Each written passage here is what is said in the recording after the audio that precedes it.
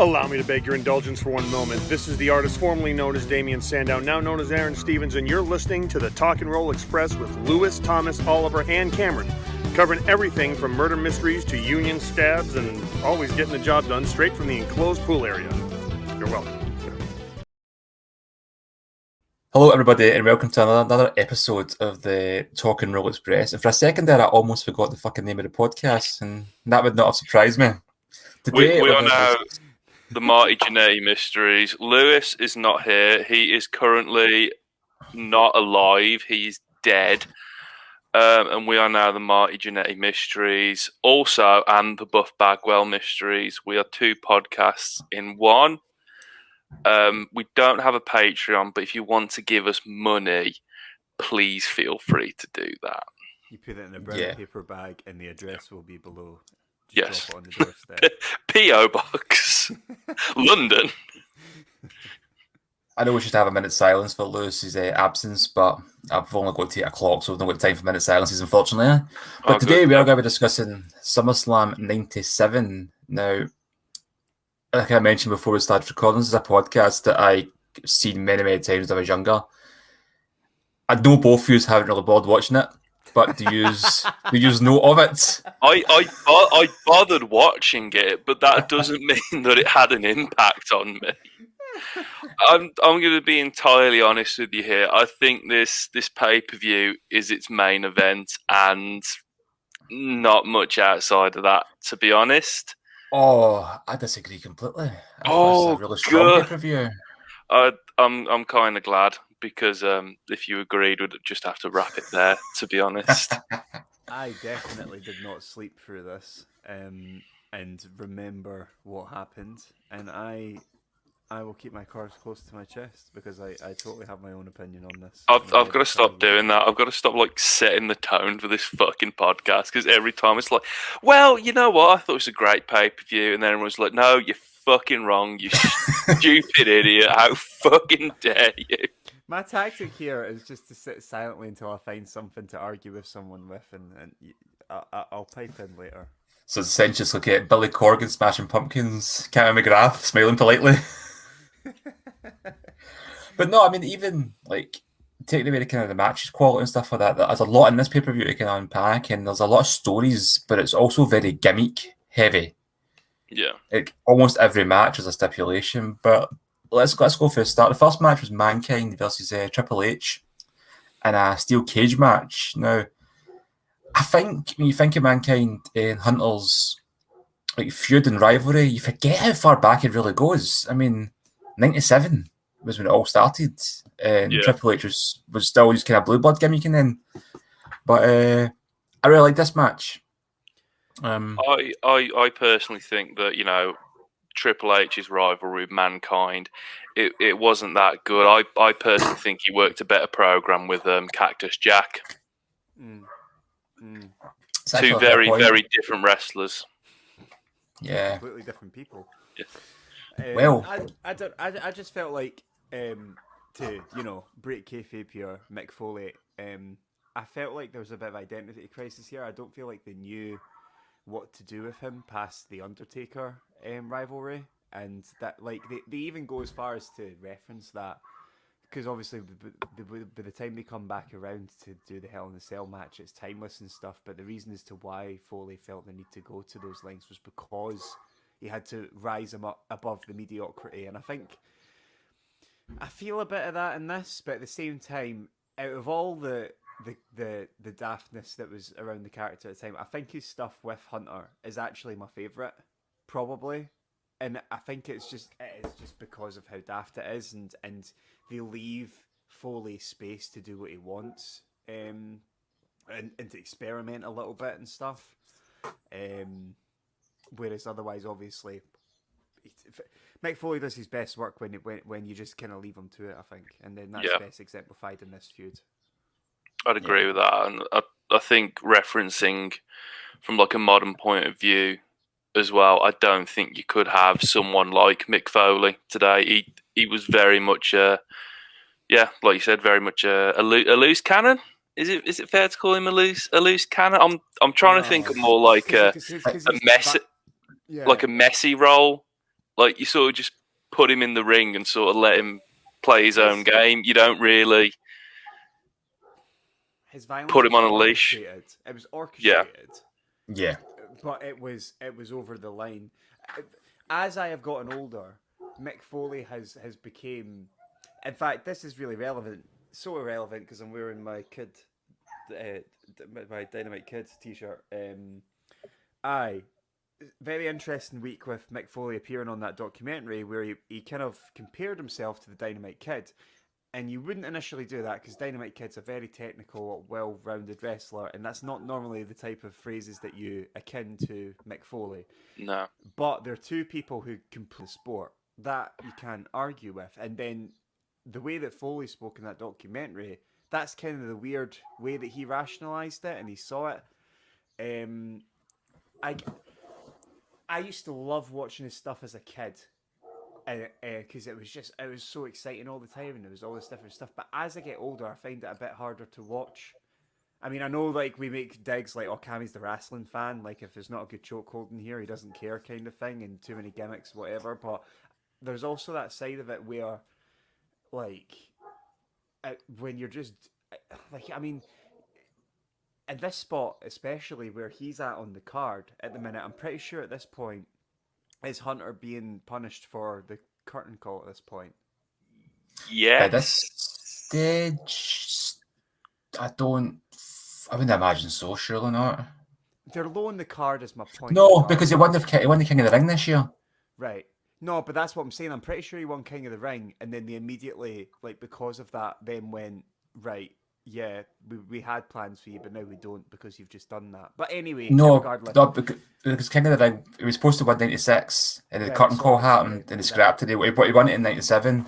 My point is they're not high up on the card, and he's just destroying himself. And they've not got... It's fair play if you're in the main event and there's an angle to it, but when you're just destroying your body for the heck of it, I struggle to watch that, and I don't find it very entertaining. And I know people have other views, but that's just where I stand on the subject, to be honest with you. And nowadays, if a Foley match comes on, I don't find them all that entertaining, other than his greatest hits, really. The stuff that you would go and you can probably look up and is for free on YouTube because it is just so replayable kind of thing. Just for a bit of housekeeping, the curtain call was 1996. Sorry. So May 96. So it's likely still being punished for this. But no, I completely agree with you. I think I enjoy Mick Foley as a wrestler. I respect him greatly. But for me, it is that clipping beyond the mat as well. He's taking all those chair shots to the head, and his family are just they're mortified that he's basically getting the piss knocked out of him. You know, it's one of those. He has put his body on the line for the fans, and almost to the point where at several junctures it's almost killed him. But I suppose in that sense, that's why I respect him so much, because he's very committed to what he does as well. But I do agree with what you're saying, that when you're younger, you enjoyed a Foley match because it was unpredictable. It's like watching a car crash. Yeah, you just don't know what's going to happen next. Because even when you don't know about kayfabe, you still watch wrestling. You still sort of see what's going to happen. You can still sort of see, like with the main event of this. It's like, if Brett loses, he'll never wrestle in the States again. It's like, okay. Don't you mean if Bulldog loses, he has to eat a can of dog food? I think the stakes were a little bit. Yeah. I mean, to be honest, was Brett really going to lose by not wrestling in the States again? Especially after what happened in the rest of 1997. I don't know. My suspension of disbelief was up there. I fully believed that the British Bulldog would have absolutely malkied a can of dog food on live television. I was there for a fleeting second. I could believe that. Yeah, I mean, why not? And we talk about Foley putting his body on the line. I mean, Foley does take some really bad bumps in this, including the steel cage door to the head, but the flying elbow drop for the top of the cage doesn't seem that bad when you know what's in his future. No. Yeah. There's this is actually a great thing to talk about because I don't know if you've seen it, but Mick Foley's actually on the Stone Cold podcast this week, and he brings up like Stone Cold says, rate out of 10 this bump, and then he'll point out a bump at some point in his career, and then Foley's got to give it a 1, 2, 3, 4, 5 in terms of pain kind of thing, and it was just interesting finding out like actually that was fine, that was a 4, and it was the most catastrophic scary thing you've ever seen. But then it would be something mundane, they'd be like, yeah, that was a 10. I was eating through a straw for a week or some sort of shit. So people should go watch that, even just if it's the YouTube video or something like that, or you guys. But I've not got much to say on it, to be honest. Like, I find it quite, because I like Mick Foley as well, I don't know him personally, I'm not Thomas, but like I like the type of person that he is. Like I think I would get on with him. He seems like a lovely guy, and I want to support him as a wrestler, but I just can't watch his stuff most of the time, to be honest. That's fair enough.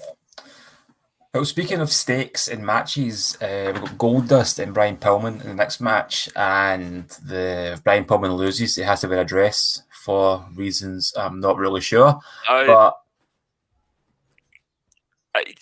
especially with all the stipulations on this card as well, it's like, what?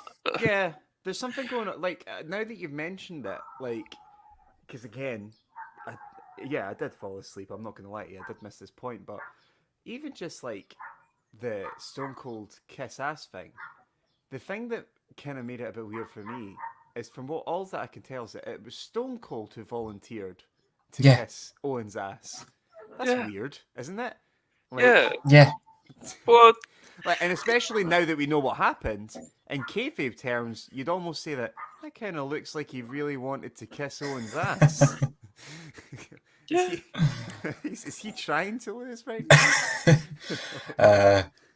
But yeah, I like Goldust. I like Brian Pillman. I didn't think this was much of a match. And well, again, to reference Dark Side, sorry to keep doing it. Like, I just now knowing the truth behind how much pain that Pillman was in at this point, it's scary how unnoticeable it is when you find out what he's actually living with. I could not believe. Because in Dark Side, they edited it well where whenever they showed a Fed match during a Seda, they were showing you the bits where it was obvious, sort of thing, where he was compensating. There wasn't an ounce of compensation in this match. You could never tell there was a thing wrong with him at all. But looking in hindsight, it was quite scary to watch. God damn, Goldust is quite a stiff worker. Yeah. Yeah. Yeah, that tackle on the outside was like full pelt, full blown. I'd be interested to see if there was something going on there for like WCW old rivalry back in the day or some shit like that. I don't know if they're past cross back then, but some of the stuff seemed a bit stiff, overly unnecessarily stiff to me. Yeah, they've been on the same card. They've been on the same card in a few pay-per-views we've watched, but do you think it was just because of the story of the match? Was that personal? You know, Marlena involvement and stuff. He was just trying to kind of play up to it a wee bit. Do a good job. I mean, Goldust was the one that was giving me like that was keeping it exciting for me, and it was the action that we're referencing that done it. So yeah, maybe we're just marks, and they done a really good job. I guess. Yeah. I would give them that. I don't think the stipulation here, Brian Pillman had to wear a dress, has aged particularly well. I think even looking at it in the context of 1997, it's a bit weird. Yeah, but I will give Brian Pillman the credit that he pulled it off when he was coming to wear the dress. I don't mean how he looked, but his kind of like indignation of it was just really bizarre. But yeah, it's interesting. It's a shame. Obviously, it's a shame that he died. But I mean, I did like the Pillman and Goldust feud that they had. Who's writing like at that. this point? Russo. Bizarre shit. Bizarro shit. Like how anyone could give him any credit for the heights that wrestling got to, while also having to think about this type of bullshit, boggles my fucking brain. To be honest with you, like. I just randomly, even before I realised we had to watch SummerSlam 97, like an excerpt of Stone Cold's audiobook came up in my YouTube thing because Google's always listening and watching, and they were like he was talking about why he had to have this fight before, and he's like a good simple storyline that you could all get behind, and I'm like, I don't know about that, Steve. I don't know. I'm not sure. I'm not sold on this one personally. Maybe hardcore fucking college kids from the 90s was, but I'm certainly not now in high school. Yeah, it's one of those. I don't believe that you should really put yourself kissing someone's ass on the line. You've got the belt on the line. You don't really need to do much else. I know the whole bit is there's a stipulation for every member of the Heart Foundation, but do you really need to say, right, if I lose, I will kiss your ass, good sir? That's why I don't understand why he said it. That's the thing. I will pull your trunks down and I will kiss your ass. The way that would have worked is if Owen went, okay, like bit weirded out, right? Fine. But they mentioned something as well. He wanted to outdo Bret Hart. So Bret Hart, who, if he loses, can wrestle 90% of the year. But Austin's like, I'm going to trump you with that one, and I'll kiss your brother's ass. And I'm like, well, nah, you guys, you're not getting it, okay? I had to kiss his ass, and I didn't want to kiss his ass. This is really good Stone Cold. Yeah, very good Stone Cold. It's also the fact that you've got to imagine Vince McMahon sitting going, kiss my ass, stipulation. I like that. But next match. That is his humour, isn't it? Yeah. To be fair. Although this does feel a bit Russo. There can't just be a straightforward, I don't like you, you don't like me. It is also Vince's humour. Like, it's almost pandering. It's slapstick type stuff, isn't it? It's a fact as well. I mean, it's not very well blaming Russo for a lot of this stuff, but Vince is the one okaying it. He's the filter, isn't he, as well? Yeah. You're right. It's what both Vinces all over this. Yeah. Next match, our old friends, the Godwins, are back in action against the Legion of Doom. I didn't actually mind this match too much for a Godwins match. The only reason I didn't mind it is because there was no confusing fucking reason as to why they were fighting. It was just a wrestling That's true. match. It was quite an interesting story as well. The fact that was it Henry Godwin, so his neck got legit broken by the LOD, botched Doomsday device, so they came back as heels. Never. Because that usually happens. It's an interesting story when you think about it, though. We broke your neck, so we're going to come back as the bad guys. Technically, wrestling. Yeah, dare I say the storyline of the night? I personally would have enjoyed it more if the Godwins had lost. They would have to have kissed Hawk's ass. Wait a minute, guys. I've got a great idea. You can imagine. I'm surprised there wasn't a stipulation. LOD lose and have to have dungarees to the ring or something. Or some fucking pre-Black Mirror shit, and LOD had to fuck a pig or something. Now you're looking at me incredulously, but think about it with Russo brain. If you turn round to Vince Russo and said, right, the Godwins, their whole thing is if they lose a match, they make you fuck a pig. Russo would have gone for that, and Vince would have popped the biggest stoner ever. Yeah. So much so he would have fucked that pig. Shoot, fuck that pig. Not work, fuck that pig. Shoot, fuck that pig. And to be fair to Vince, he wouldn't ask anybody to do something he wouldn't do himself, so he would fuck that pig backstage. I'm not thinking in that context of him taking that bump into that platform, and he's just there backstage. Yeah, see, this is how you fuck a pig.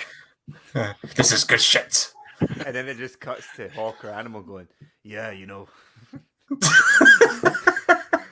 Vince will never ask you to do something he wouldn't do himself. What a rush. I don't know. But the good news is we won the match, so didn't have to fuck the pig. But Vince still did. It's the kind of guy he is. To get sensible for a second, I'm sorry to bring this crashing back down to earth. This was one of the better worked LOD matches of this era Yeah. by a Yeah. fucking country mile. Like, someone's sober. Hello. Yeah. You know, like, this was night and day. And to put it into context, what was the last run of wrestling I watched? 1986 World Championship Wrestling. As in, like, like, you know, they were over then. The Road Warriors were over then. This is over 10 years later and they're still working, man. And their style of match, too, hard crashes. Like, no wonder they were both fucked. You know what I mean? Yeah. Insane. Over 10 years of living like those dudes. I don't think I'd handle an evening. No. No, Jesus. no chance. I mean, I'm actually amazed Abby does podcast after last night, let alone what the boys were going through in their life. I limited myself to a sensible 4 beers, but it's still one of those. I'm quite out of practice. I think I stood up. I was like 80 minutes or something. I think I went to feed the cats or turn the lamp up. I stood up and I was like, shit, man, I've had 4 beers. You know, you've sat down for a while, so you're sort of just like pickling and you just stand up. You're like, whoa, no, okay. Well, next match is yet another stipulation. It's also for the European Championship, which I think is overlooked, being the fact that as a British Bulldog or Shamrock loses the match, one of them has to eat dog food. Because why not? Bulldog. Yeah. I just don't know why you have to eat dog food. And Vince is backstage munching on it, you know. Fucking a pig eating the dog food. Kissing on his arse. Not even tonight, man. Just all the time, just chowing down on some food. I mean, this guy doesn't understand what a burrito is. You could serve him dog food and he'd fucking eat it. True. Could do. I like this match though. I thought it was good. I got really excited because when I saw the promo and then I saw the out of context dog food, because again I was kind of zoning in and out. I thought we were going to have like a return of Matilda, like they were going to dump the dog food on top of Ken Shamrock and then Matilda would come and eat it off his face or some shit. But obviously by that point Matilda's probably long dead. I'm not sure. Yeah. Having to tour with the Bulldogs all those years. Yeah. Plus, Bulldog's a heel here. He can't have a dog. I'd say the Bulldog situation is like a Mystico thing, Sin Cara. It's just different Bulldogs playing the same Bulldog. The longevity of a carnival goldfish. Yeah. Yeah. Do you know for a second there I actually thought you meant Davey Boy Smith and not Matilda? I was like, is this the same Bulldog? I mean, you think Hawk and Animal had a rough ride on the road? I know, imagine having to fucking tour with Dynamite and Davey Boy. I know. Oh, that poor fucking dog. Yeah. I mean, I enjoy a good Ken Shamrock match. I can't think of a Ken Shamrock match where I didn't enjoy it. Cammy's probably going to bring up 4 or 5 right now. But from my own personal memories of Kenneth Shamrock, I can't remember. Oh, no, maybe was it one of the In Your Houses where he had that fucking cage match and you just had no idea what was going on? I think that was in like Summerslam. Yeah, because he was in like the backstage or something. Done a couple of times. Yeah. The Lions Den match. Yeah, that was it. Yeah. I think that sucked. Anyway, never mind. I just don't know why you had to eat dog food. You can say, oh, because he's the British Bulldog. Oh, because there's stipulations. Oh, because dog. But why do you have to eat dog food? Yeah, you've got a point. Like, at the end of the day, as ridiculous as all of this is, as long as there was justification and reasoning behind it, I don't think any of us would be having much of a problem with it. Really. No, I mean, Brett's stipulation. Oh, if I lose, I'll never wrestle in America again. Because he's the Canadian hero, and it builds good heat, it builds good, good everything, and there's something on the line here. But what does? I mean, yeah, and if Brett loses, he's out the title picture for like Undertaker, Shawn Michaels. He's out everyone's. What is British Bulldog going to gain by making Ken Shamrock eat dog food? A semi. Yeah. Yeah. But Yeah. in a wrestling sense, Don't kink shame him. Right, hold on.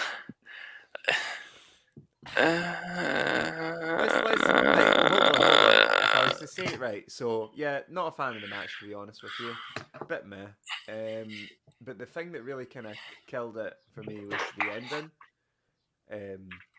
I'm not going to critique his technique on the chokehold. We all know this is kayfabe here. At the end of the day, we can't actually choke a man out live on television on purpose. But it's the fact that they just sat there for an unnecessary amount of time. I didn't feel like they needed to be there that long. To be honest, it is called a rest hold. But if the match had ended by that point, there was no more need for rest. Like, aye. I liked the ending because I liked Shamrock snapping, attacking all the officials and stuff like that. That was fun. But I felt like it should have happened sooner. Is all I'm saying. Yeah, that's fair enough. Did anyone else see Pat feel his ass as if he had shit himself? Yes. Yeah. I don't know what the story is, but he definitely looked like he thought he had shit himself on live television. Yeah, I actually missed it, and it was my missus. I noticed it, and she went, Did he just?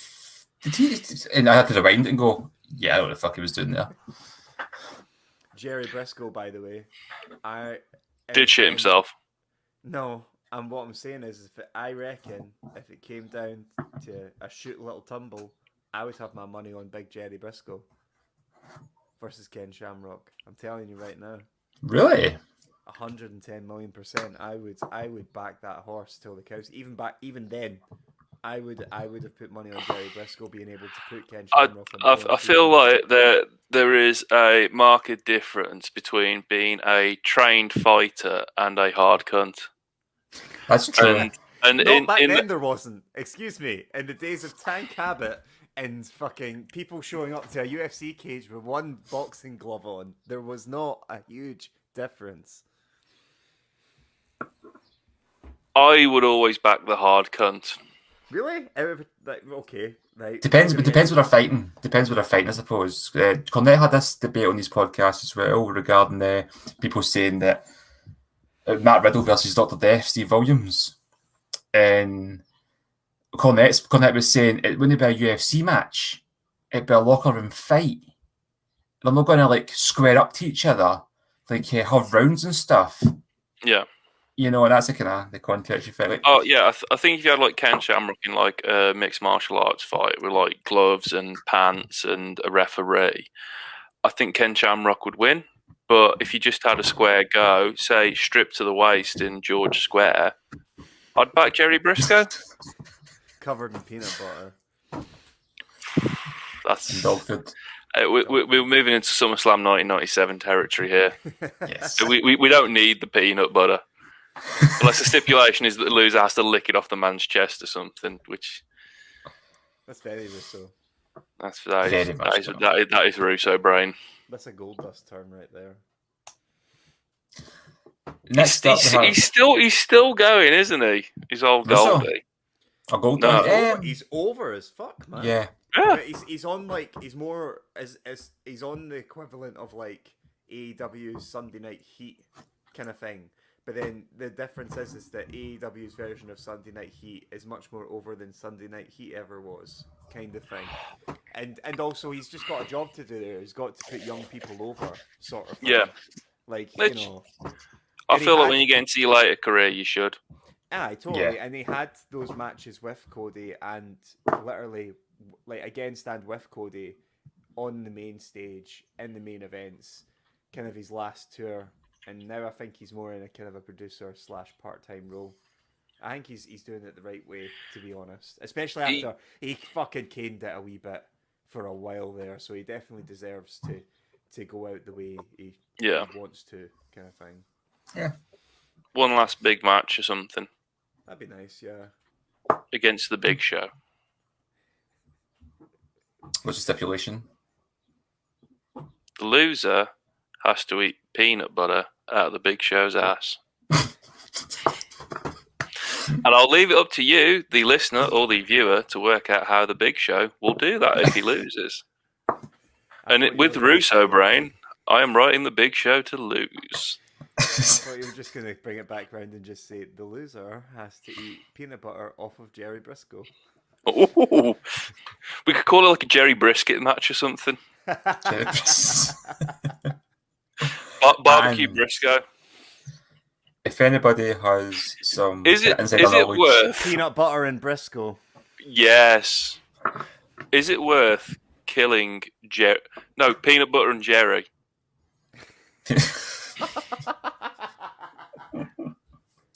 Is it worth, for the sake of... Hold on, can we just acknowledge how fucking tired and shit I was there? Peanut butter and Briscoe. It has a first name. It's literally two letters removed from jelly. We're getting there. My question now is, with Russo brain in full effect, is it worth killing Jerry Briscoe to barbecue him to make the loser of this hypothetical Big Show versus Goldust match eat him? Jerry Briscoe. Well, you're Spelled it wrong. Can you Google to see if he actually has a peanut allergy? He's 74. He's had a good run. so basically, what you're saying is you have a stipulation where we kill Jerry Briscoe in a match.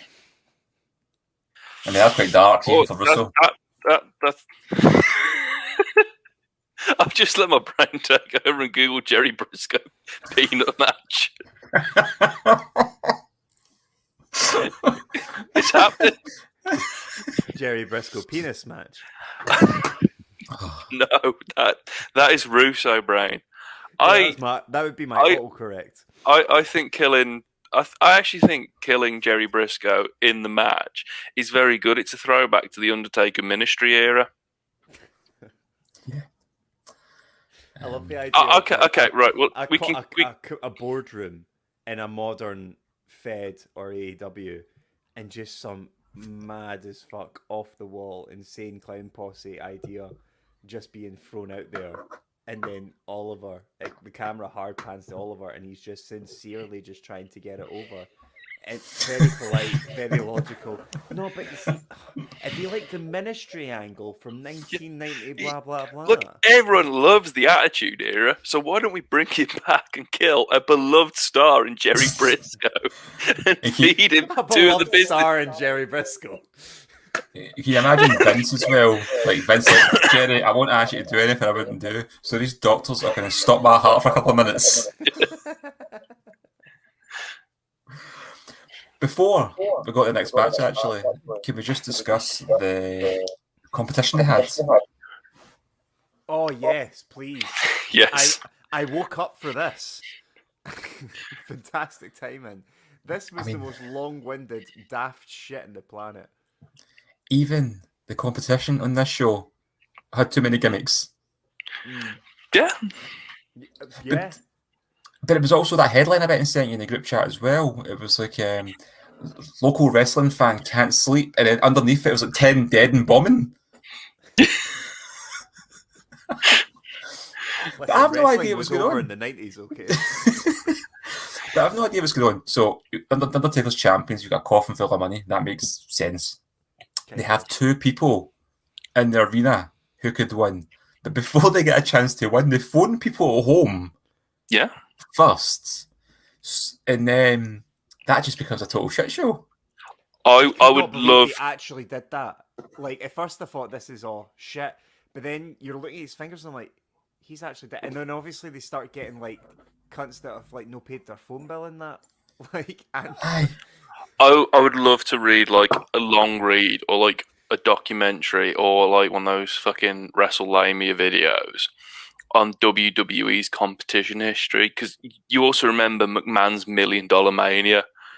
And obviously, yeah, the same thing where like he was calling people and just going through to voicemail, and people were calling him like just being like "fuck off." In your house, where they gave away a house, yeah. Like, did they give away that house in the end? Did we see what happened with that? They did. My favorite thing about that, as opposed to the $1 million, so $1 million is $1 million. Right? That's a great prize. No matter how stupid they do it, it's a good prize. I just love the house idea though, because the house is so subjective. Like, what's the postcode? What are the neighbours like? What are the walls made of? But again, I mean? Like, It's the It could have been States. anything. It's massive. I think if you did it over here and said, I don't know, we've bought you a cottage in the Norfolk Broads or something, like, you could understand that. People could either move there and retire there, or it's a holiday home or whatever. But in the States, there's going to be people ringing in from like fucking Omaha, being like, yeah, I want to win a house in your house, but right, you've got to move to the Florida Keys. It was like one of those streets too. Whenever you see like a headline or video clipped entitled "Florida Man," that was the backdrop. Oh, It was one of absolutely. these places. Did anyone else get at one moment just a very Alan Partridge vibe? Yes. Yes. There was see with the first phone number thing, I have no idea why, but when the second I realised that they were actually phoning people, all I could picture would be Alan Partridge, because mind how they were waiting on the ring. Yeah. Right. Oh. All I can imagine is Alan Partridge going to put the phone down, and just before it clicks, someone going, Yes. "Hello."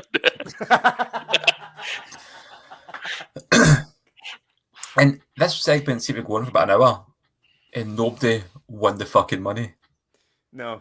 And you can hear Vince getting more and more frustrated as with each minute passing. Because when they get the first person on the phone, Todd Pettingill forgets to say, "But you've won this $5,000 bill thing," and then so Vince says it, and somehow that obviously gets patched through to Todd, who then never stops mentioning it because he realizes he's fucked up. Sonny, giving the shoulder rub to the weird Stone Cold wannabe guy. Yeah. Who was with his mum. Yeah. Yeah. Wrestling? That vibe. Yeah, he was definitely a wrestling fan.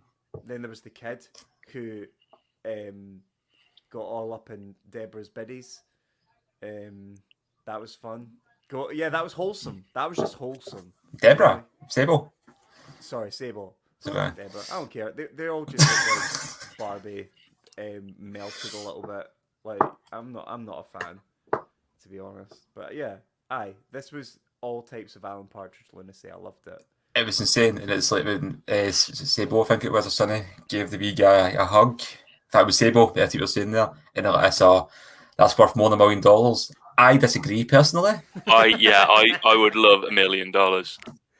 Untaxed or oh fuck you, and it's tax, man. Yeah, tax everyone. Take half. Take half. I love to be fair, I loved the chart thing that looked like the logo. That was cool. And just why was there was just one too many gimmicks in this, really. Yeah. I don't think I had enough gimmicks, to be perfectly honest. I sincerely believed that it was all a work, and then someone was going to open the casket, and then Undertaker was just going to pop out, kind of thing. Like I couldn't believe this was actually happening. This slow car crash. I reckon they should bring it back when there's fans allowed back in the WWE, and they've sold like 40 tickets, so it's a good night for them. And it should be like, right, if you eat a tin of dog food, we'll give you $1 million. Yeah. Just basically start doing like Jackass. $1 million man's back. That's his gimmick. That's true. They could be doing that shit. I just remembered where he made that kid bounce the ball 12 times and he booted it away in the last time.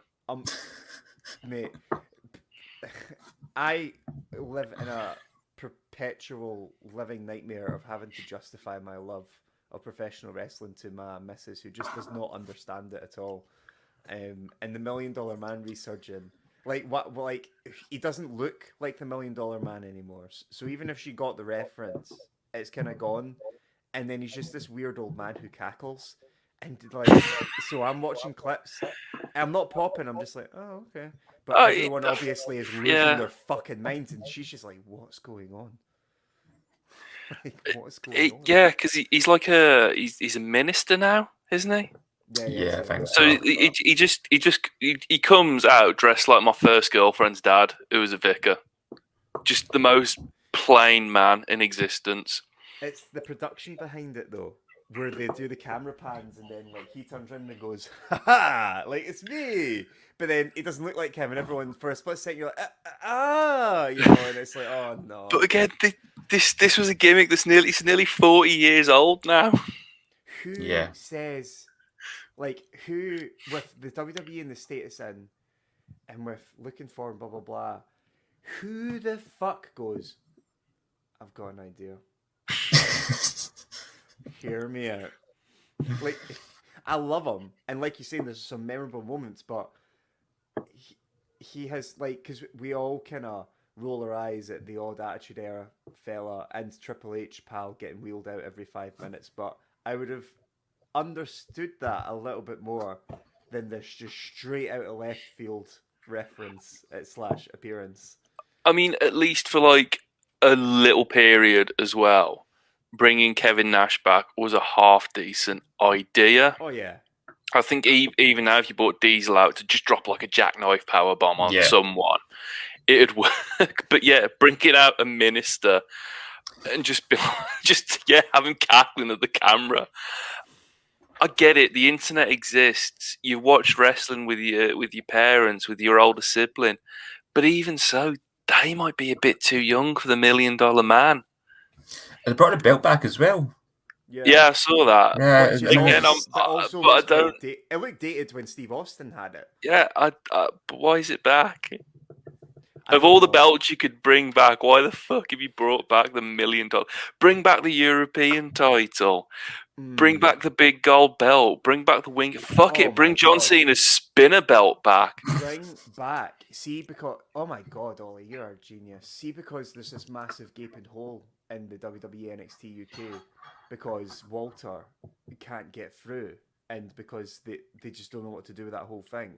Instead of having this ridiculous cup with no actual lineage, they should have brought the European title back. Yeah. As it was, and created like the European... Oh my God, man. Yeah. And that makes a hell of a lot more sense than it did when it was back on TV. Yeah. As well. Yeah. Because of the European title, but it was major blokes from Canada defending it. Which, to be honest, is probably Europe to Americans. French Canadian. Oh, probably true. Yeah. Where are we now? Next up is Los Barricos versus DOA. Now, this match, I don't think there's really much to talk about, but I thought the video package was really good. Yeah. Moving on swiftly. Stone Cold versus... I'm stunned how far up the card this is as well. I suppose it's... There's no... Like, I understand they're doing their best to push people at this point and make names and stuff, but even people who had credibility and names would have got lost in the shuffle here. So when you've got no-named motherfuckers just running about, not shaving backs and fucking up every second move, it makes no fucking sense. And who was it? Los Barricos versus DOA. The Disciples of Apocalypse. The Disciples of Apocalypse. Los Barricos, their fucking gang uniform is the least intimidating thing I have ever seen. They look like if you bought the Village People off Wish. Yeah, but have you seen the Warriors though? I mean, those, It still looks like a bunch of bikers versus a bebop barbershop quartet group from the fucking 50s or some shit. It looks like that episode of It's Always Sunny where Frank started that doo-wop group and he's got the toupee on. I think the thing that really didn't tap into enough here though was when the Nation came out and this whole feud was not pushing. I mean, the deal where they're supposed to be the good guys in all this, they're clearly racist bikers. Which was at that yeah. Like, we don't want to say we're pandering to our audience here, but well, I mean, they did have the Confederate flag earlier, but they were the bad guys, although I'm not sure if people were cheering on that. But actually, another thing, they put the governor of Jersey out because she gave them a tax break and celebrated her. Like, it was the most shameless thing I've ever seen. Vince is like, oh, she's amazing, she's brilliant. Yeah, she gives us tax break, and now he's like, I think she could be president one day. I'm just like, you've saved some money. You're absolutely in love with this woman. He's working a heel persona at this point, remember? I just want to say one thing about this match, I suppose. Crush, don't want to speak ill of the dead, but man, how hard did he have like pictures of somebody in a compromising situation? Because He must have done, man. He must have done. yeah, they tried their best for the better part of about 20 years to get this guy, 10 years at least, get this guy over with so many different gimmicks, and they just kept calling him Crush. He literally, they named him after like a video game bad guy. Yeah, but which like, looks like yeah.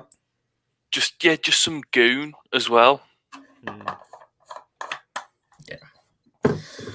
Moving swiftly on to another stipulation match we just touched on earlier. Stone Cold Steve Austin versus Owen Hart.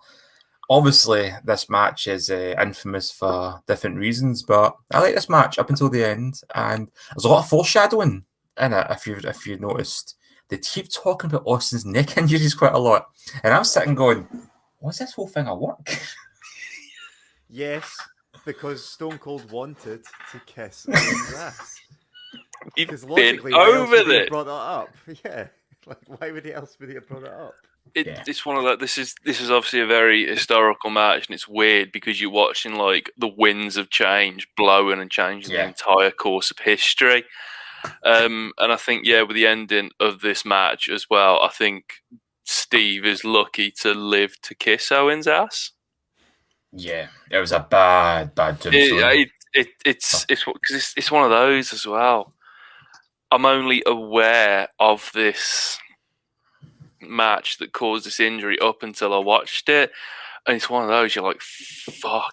It's one of those you watch it, and if you didn't have any knowledge, you'd think the guy was dead. Yeah. Because Speaking of kissing Owen's ass, people obviously like only remember Owen fondly, and rightfully so, kind of thing, by all accounts. But I love how in interviews and in passing, you can kind of tell that Stone Cold would always love just a little bit more of a moan about this whole thing, but he can't because Owen's remembered so well. Yeah, and he should only you know what I mean? But you can tell when he talks about it, like he is always never in the wrong, despite the fact that he clearly portrays it as an issue of misinformation. And in any sort of situation where misinformation forms, there's two parties. But he's always laying the blame at the dead man's feet. And Stone Cold Steve Austin, Steve Williams, is such an interesting character because we all remember him so fondly, but we forget that man's been politicking with the best of them for years now. Yeah. Like, only I death mean, is stopping him right now in this instance. Especially the way he left the company as well. He left them in the lurch for about a year. Was it about a year? Then he came back and they just fucked off again.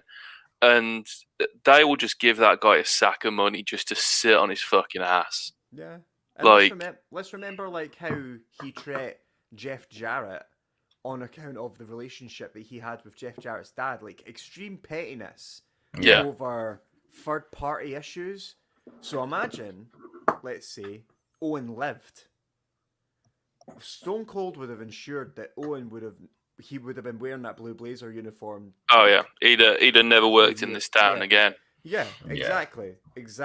And it's horrible to say, obviously, and it's all just conjecture and alleged. But like, yeah, if any of his future behavior or even behavior around about that time was anything to go by, it's pretty reasonable to figure that would have been the case. Yeah. Absolutely. It's a bad botch, as we all know. I thought Owen done really well, considering the circumstances, to kind of like try and like give him time, like kind of playing to the crowd and stuff like that. But you can see his heart's not in it, no pun intended. I mean, it's like his face drops. He knows he's seriously hurt the guy. He's got to the comments. Like, he's finished. He's done. He's going to kiss my ass to the crowd and stuff like that. And you could just see there's no real conviction behind it. But I think he carried it well. I think it's one of that to look at it as well. I certainly would have gone into fucking panic mode as well. So the fact he's able to like come out on like basically limp home mode and just sort of like drag the match to its premature conclusion. Premature conclusion, was that going to be the finisher? Who knows? It's incredible that this match actually even finished. Went to finish. But the way he carried it off, I think, is worth mentioning. Yeah, definitely. Yeah. Definitely. And we mentioned this before in our previous podcast as well, but if Austin doesn't break his neck, does he become the same Steve Austin? Obviously, he was on a rise here. There was no stopping him. No. Yes. But it'd be getting Vince versus Austin, for example, because that all came about when they first stunned him because of the neck injury. They had to use him in different ways. Would it case? And he got one over. Would he get just caught in the churn of storylines? But again, the cream always rises. Yeah, on this card as well. Triple H, he's at the very bottom of it. He's been punished for his indiscretions over a year ago, and well, for obvious reasons. But that guy had an immense career, and now he's got a seat at the top table. He's pretty much the heir to the throne. Now that's obviously for different reasons, but still, he's had an amazing career. Same with The Rock as well. You see that guy early on in his career, like, Jesus Christ, what a fucking wimp. But look at him. I mean, every year they just want him to come back and do WrestleMania against fucking whoever. I know that they've got that whole thing with Roman planned at the moment, but fucking hell, man, they're just having come back and like wrestle like a blow-up version of himself, and they'd make money. Yeah, it's very true. Yeah, I'm not saying Austin would have been kind of stopped for his meteoric rise, but you wouldn't have had this. The storyline would have been the same way, and I think that's interesting because it became an even more kind of badass rattlesnake, stunning than Jim Ross, stunning than McMahon and stuff like that. And obviously, from this point, he's got 6 years left. Yeah. Now, obviously, that's to say if he didn't break his neck, he might have had a longer career. But from this point onwards, he has got 6 years to become the person he is when he left the company. And that is a very short time frame to have this. And think about it, that rise as well, that factors in. He was huge in the late 90s as well. Yeah. So Sorry, carry on, mate. I was just going to say it accelerated him. Yeah, it's because he's also somebody you can just kind of wheel out at WrestleMania or Raw or anything like that, and people will watch it. I brought him out last year at an empty arena, and he done a promo with the crowd. It was hilarious. Yeah, he's like, "Let's give it a hell yeah!" And the camera just cut back. He's like just standing there. That's brilliant. I thought David Lynch was producing that night for a second. I was like, no, I mean, just to add my 2 cents into there, I personally feel like I'm pretty sure Steve Austin's mentioned himself that it forced him to focus on assets that he had that maybe weren't at that point as strong as he was a technician in the ring, and that's why he was in the position he was in because of the matches he had with Brett, etc., and like all the things he had managed to do up to that point. But obviously, had to get more storyline focused, and really, that's the stuff that pulled the ratings in. Like, it is definitely a butterfly effect of a situation. Tough to watch.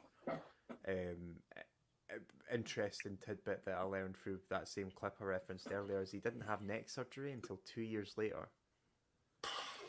That's a bit weird. He just walked around with the injury. That's a bit weird. I'm pretty sure we done a podcast on In Your House or a pay-per-view that's like maybe at least within 8 months of this accident, and he's already given it Laldy at that point. I think it's like 4 months later. It's scarily close. Yeah. I think it was December. For the severity of the neck break as well, that's really weird. And talking about the butterfly effect and the winds, the tides of change blowing, would he have had a longer career if he had surgery on that neck?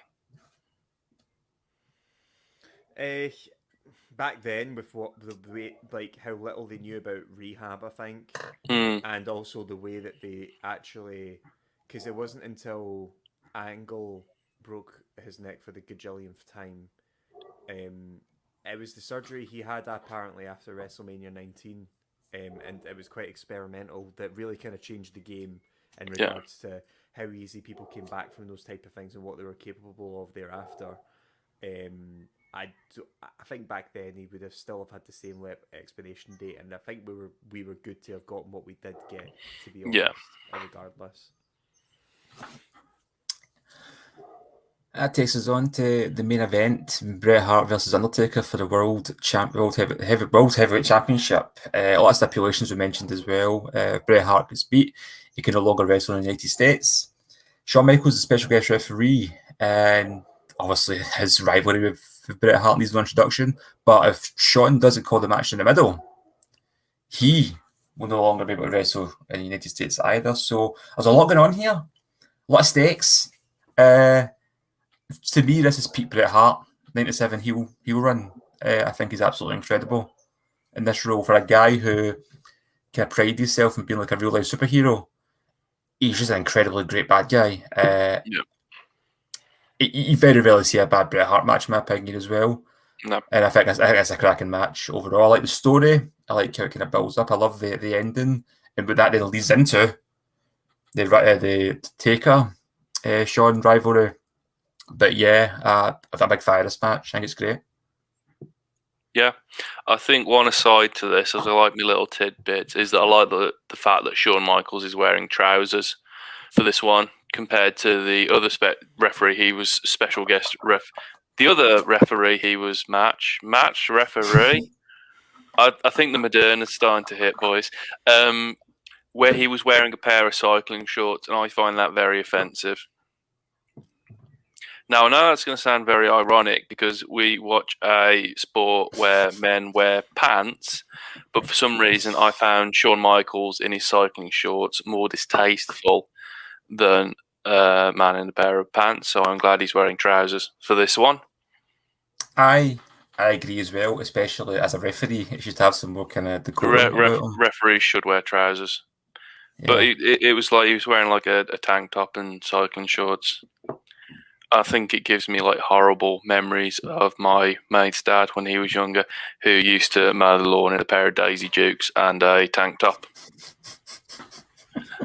And it was as harrowing for a young man as you can imagine. It definitely sounds that. I mean, I didn't think SummerSlam 97 was going to bring back some trauma. I didn't think so too, but the match card clearly had other ideas. Should have came with a trigger warning. I slept through this one. You didn't. I had fallen asleep by this point, to be honest with you, because I saw the Stone Cold one. I went, well, I know what fucking happens here. Snooze. And then when I woke up, the sort of credits were rolling, so to speak. I mean, they're just over 30 minutes. It's quite a long match. I think that's bell time as well. But I like this match. I think you like it. If you're back and watch it, Cam, I think you enjoy it. Brett's psychology is just great. He's just like attacking them with his legs the entire match, basically. My problem with that comment, Thomas, is that I could probably reference any Bret Hart match on the network and go, yeah, you know, I think you would really enjoy it. Brett's psychology, it's great, and blah, blah, blah, blah, blah. Ridiculous thing to say, but we are so frightfully overwhelmed with fantastic content to watch, and especially even just from Bret Hart's back catalogue alone. I think if he didn't fight The Undertaker, it would have been one of the greatest what-ifs in wrestling. Yeah. But he did, and apparently for 30 minutes. So I shall watch that. And he had a few matches with Taker. He fought him at Royal Rumble 96. He fought him here, then again a month later at One Night Only. A very, very good match as well. I think it's one of those. It really doesn't do you much justice by prefixing Bret Hart match with a very good, because I think the number of Bret Hart matches which aren't a very good are a very limited. Yeah, for me, I think especially in his Fed run. Obviously, WCW, they work so hard to get him, and they got him, and they're like, what do we do now? You got Bret Hart. I think by this point, I would actually rather watch a bad Bret Hart match. It's morbid curiosity, isn't it? I want to see Bret Hart like just literally shit himself in the ring. I want to like come out in like just like dungarees, but those dungarees, it's got like an ass flap, and the ass flap's hanging off, and he just doesn't know what he's doing.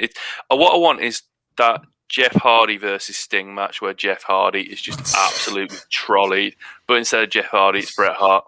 But Bret Hart coming out to the ring absolutely mangled. I mean, that's a... They call him like 10 beer Brett or something. The shit man. Shit man shot. Shit man shot. Oh, if Lewis was here. Yeah, he's going to have some fun editing this one. Talking about Bret Hart, like coming out like assless dungarees and just shitting himself. So all these ideas for booking a new show is going to have Bret Hart's new gimmick where he just drinks beer and shits himself in the ring. We're going to have Jerry Briscoe murdered live on air. They have a competition as well, just to icing the cake. I would rather watch that than another Hostile City Showdown. Or I personally think we should bring back the Judy Bagwell on a forklift match as well.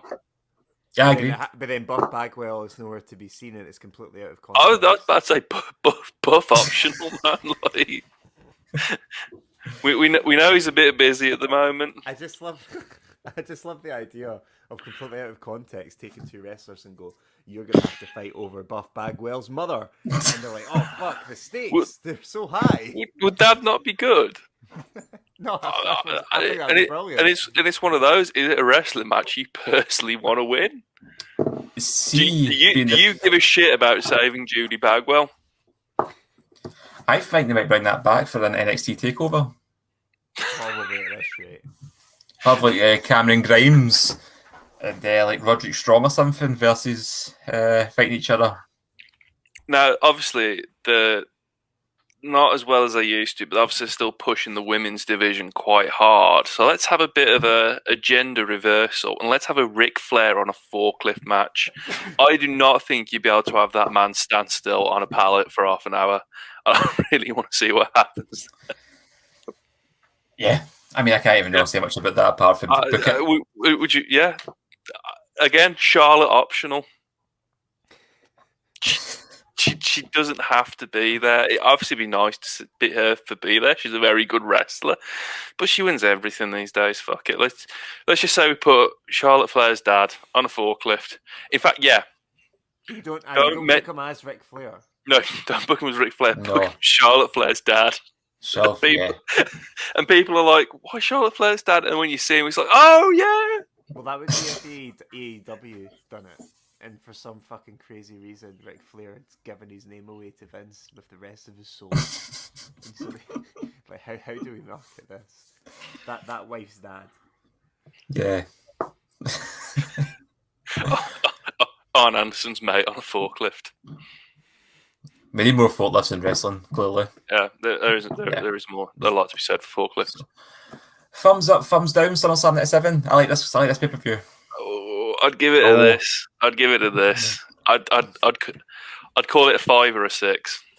I'll go about half, a 7 or 8. I really like this. I've got fond memories of it. No, I would definitely not go as far as an 8. I think just for star power alone, I would bump it up to a 7. But for what was going on back in the day, the palette that was available, I don't think that's much of an achievement. No.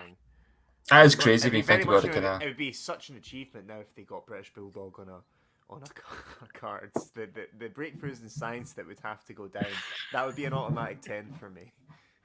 Keep telling you, he's 52 years old and he's dead. Yeah, was that not something like some chic for the Dubai shows, the Saudi Arabia shows? They wanted all these wrestlers that were dead.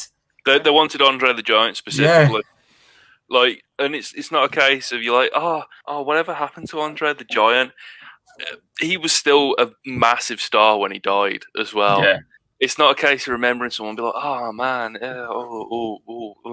No, he was still at very much not the height of his powers, but you know what I mean. He was still. He was well known. He was a well-known megastar, and so obviously his death was huge news. And then just like, yeah, can we get Andre the Giant on? Let's have Andre the Giant against Hulk Hogan again. I love the idea of WWE running in like the Royal Albert Hall or something like that, and the Queen's going to be in attendance, and she demands like Big Daddy and Mick McManus be there. Like Kendo Nagasaki. That's fucking desperately ringing up Braun Strowman with 1,000 apologies. Right. For tonight, your name is Big Daddy. Here's this leotard. Look, she's 95 years old. She's likely got dementia. Look, just go out there, say your name's Big Daddy, and wrestle a match. I think that could work. I love wrestling. To be honest, I think it's probably the worst idea we've had tonight. It wouldn't be I the don't know. thing to have happened in wrestling. What would you say is the worst idea, Thomas? Well, I mean, I'm not saying they're bad ideas, but I think murdering Jerry Briscoe in a match is a bit harsh. I think more to We'd the get him end to agree to it. It's not murder if they agree to it. I mean, I think the best idea you've had tonight is Vince McMahon fucking the pig backstage. I think the problem with the Jerry Briscoe thing isn't so much the killing of the elderly gentleman, but it's to what end, really? Because no one would really know who he is at this point. No one would actually get over by doing it. Really. Some fucking pension. You're gonna be like, no, it's Jerry Briscoe. Look, who the fuck's Jerry Briscoe? I mean, that might work for NWA Power, but this is Raw, baby. And then fucking, you just got the $1 Million Man cat. As they like put this like 76-year-old man onto a purpose-built barbecue. And keep it add a disclaimer as well that if anything does happen to Jerry Briscoe in between this podcast being released, we have alibis. Lewis, however, does not. He's Flair's dad is just fucking jiving on a forklift in the background.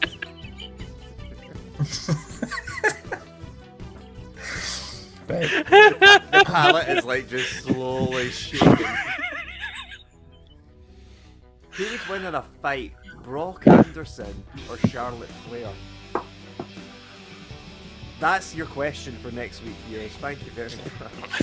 We'll leave it in that. I actually do need to go as well. Yeah, I need to cook dinner. Yeah, I need to cook dinner. It's not Jerry Briscoe. It's just and Ollie is starting to feel the 5G effects. His Wi-Fi signal's fucking great, but who knows what's done to his blood. I would just like to say that Dolly Parton is a wonderful woman. Yeah, I mean it's a great joke. It really is. It really is. But yeah, so we'll see you next time.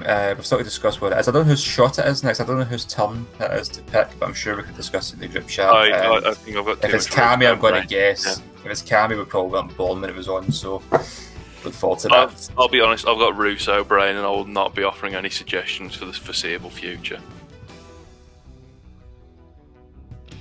Okay. Jerry Brisket, everybody. Good night.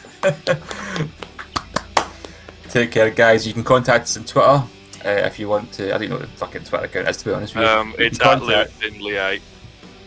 At Lewis Findlay, yeah, and ask him why you want to kill Jerry Briscoe.